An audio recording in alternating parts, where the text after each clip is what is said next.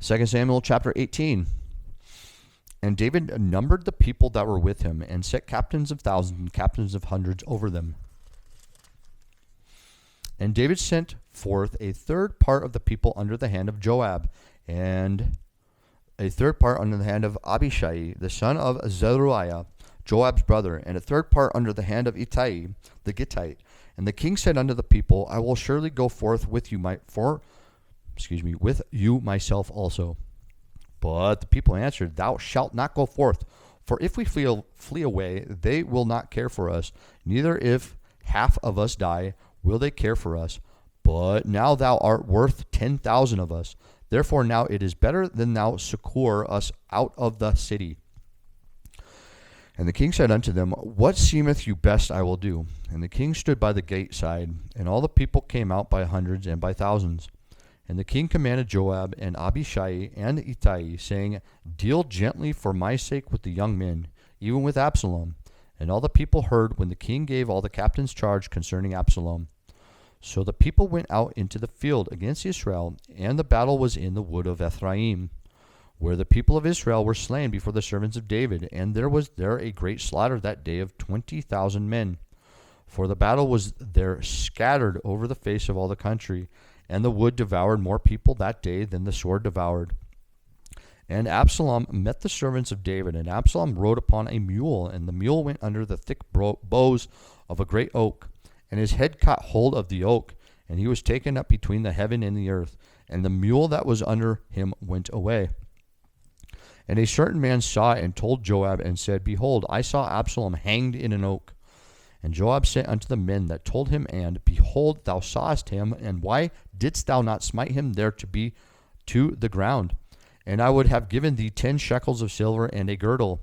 And the man said unto Joab, Though I should receive 1,000 shekels of silver in mine hand, yet would I not put forth my hand against the king's son. For in our hearing the king charged thee, and Abishai and Ittai, saying, Beware that none toucheth the young man Absalom. Otherwise I should have wrought falsehood against mine own life. For there is no matter hid from the king, and thou thyself wouldest have set thyself against me. Then said Joab, I may not tarry thus with thee. And he took the darts in his hand, and thrust them through the heart of Absalom, while he was yet alive in the midst of the oak. And 10 young men that bare Joab's armor compassed about and smote Absalom, and slew him. And Joab blew the trumpet, and the people returned from pursuing after Israel, for Joab held back the people. And they took Absalom, and cast him into a great pit in the wood, and lay a very great heap of stones upon him, and all Israel fled every one to his tent. Now Absalom in his lifetime had taken and reared up for himself a pillar, which is in the king's dale. For he said, I have no son to keep my name in remembrance. And he called the pillar after his own name, and he called unto this day Absalom's place, Placer. Then said Ahimaaz, the son of Zadok, Let me now run, and bear the king tidings, how that the Lord hath avenged him of his enemies. And Joab said unto him, Thou shalt not bear tidings this day, but thou shalt bear tidings another day. But this day thou shalt bear no tidings, because the king's son is dead. Then said Joab to Cushi, Go tell the king what thou hast seen. And Cushi bowed himself unto Joab, and ran. Then said Ahimaaz, the son of Zadok, yet again to Joab, But howsoever, let me, I pray thee, also run after Cushi. And Joab said, Wherefore wilt thou run, my son, seeing that thou hast no tidings ready? But howsoever, said he, let me run. And he said unto him, Run. Then Ahimaaz run by the way of the plain, and overran Cushi.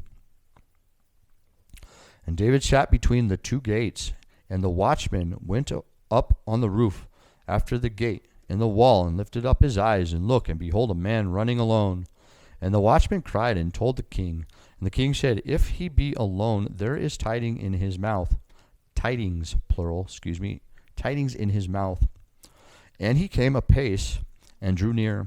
And the watchman saw another man running, and the watchman called unto the porter, and said, Behold, another man running alone. And the king said, He also bringeth tidings. And the watchman said, He thinketh the running of the foremost is like the running of Ahimaaz the son of Zadok. And the king said, He is a good man, and cometh with good tidings. And Ahimaaz called and said unto the king, All is well. And he fell down to the earth upon his face before the king, and said, Blessed be the Lord thy God, which hath delivered up the men that lifted up their hand against the Lord the king. And the king said, Is the young man Absalom safe? And Ahimaaz answered, When Joab sent the king's servant, and me thy servant, I saw a great tumult, but I knew not what it was. And the king said unto him, Turn aside and stand here. And he turned aside and stood still. And behold, Cushi came, and Cushi said, Tidings, my lord the king, for the Lord hath avenged thee this day of all them that rose up against thee. And the king said unto Cushi, Is the young man Absalom safe? And Cushi answered, The enemies of my lord the king, and all that rise against thee to do thee hurt, be as that young man is. And the king was much moved, and went up to the chamber over the gate, and wept. And as he went, thus he said, O my son Absalom, my son, Absalom, would God I have died for thee, O Absalom, my son, my son.